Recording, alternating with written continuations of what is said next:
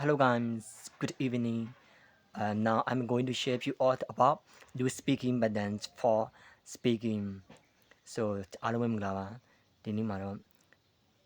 အင်္ဂလိပ်စာ speaking အတွက်လုံးဝစီမဲ့ speaking button နှစ်ခုကို share လုပ်ပေးချင်ပါတယ်ပထမတစ်ခုကတော့ one to black ဘာဝံဖြစ်ပါတယ်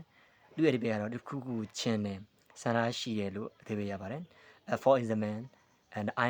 want to eat junk food every day ကျွန်တော်ကနေတိုင်းဒီအတင်စားစားတွေကို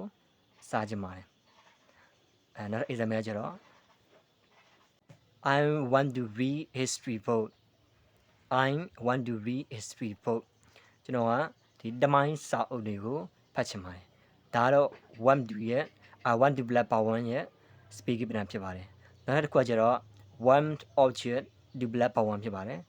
ဒီ speaking ပြန်ရဲ့အဓိပ္ပာယ်ကကျတော့တခုခုစေခြင်းတယ်ဖြစ်စေခြင်းတယ်ဆိုတဲ့ပုံစံမျိုးပါ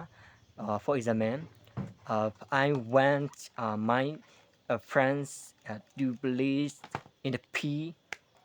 ကျွန်တော်ရဲ့တငယ်ချင်းတွေကိုဒီကွန်းမြင့်ထဲမှာကစားစေခြင်းတယ်အဲ့လိုမျိုးဒီစံတော့ထုတ်ဖော်တာဖြစ်ပါတယ်နောက်ထပ်ဥပမာတစ်ခုကတော့ I want my sister to study ကျွန်တော်ရဲ့မှာဒီညီမလေးကိုစာကြည့်စေခြင်းတယ်ဒါမျိုးဖြစ်ပါတယ်ဒီ speaking pattern တွေကဆိုရင်ဒီ speaking လုပ်တဲ့နေရာမှာသုံးတာမလို့စမ်းပြီးလုပ်ကြည့်ဖို့ recommend ပေးချင်ပါတယ်